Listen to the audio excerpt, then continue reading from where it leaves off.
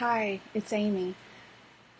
If you'll bear with me just a few minutes, I wanted to just articulate some thoughts this morning. My heart is just hurting and reeling from the tragedy that happened in Vegas and just the pain in the world and what must be going on in someone's heart and life and soul to do something so tragic and hurt so many people. So my prayers and my heart, first of all, are going out to the families who have lost loved ones, to those who are still fighting to survive, to all the first responders, to all the doctors and nurses and all the people on the ground working to save lives, the firemen, the police, the military, everybody involved. And the next thing that I wanted to say is, and I think it's really a kind of a go-to response for us when something like this happens, is to say, how could a loving God let something like this happen? You know, and as we sit with that question, I am reminded that a loving God endowed us with free will.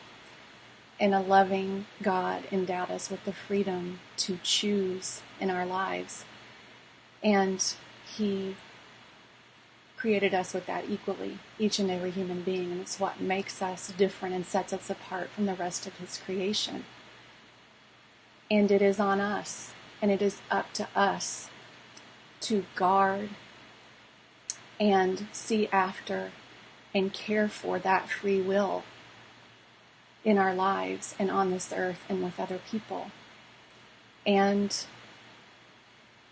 the man who did this used his free will in a very specific way that all of us are reeling from. But we must also remember that each of us is endowed with that same free will. And God did not take it away from him, and He will not take it away from you and I. It is our core right as a human being to choose. And so today what I encourage us to do is to choose love, to choose compassion, to choose to care for one another and not let this further divide us, not let this further make us mistrust and distrust one another, to not let it break us, but to let it open us, crack us wide open, and see each other for what we are, which is God's children created in His image with free will. And we, you and I, can also use that free will to hurt one another or to love one another and to support one another and to come together or to come apart. So my prayer for us today is that we will know that God is in the situation. He is in it. And His light and love will be seen as we choose to use our free will as He designed us to use it, for good, for love, for hope, for coming together. That's the way it was meant to be. And I'm sorry that it's not that way, but we can help make it more that way. Okay, thank you so much.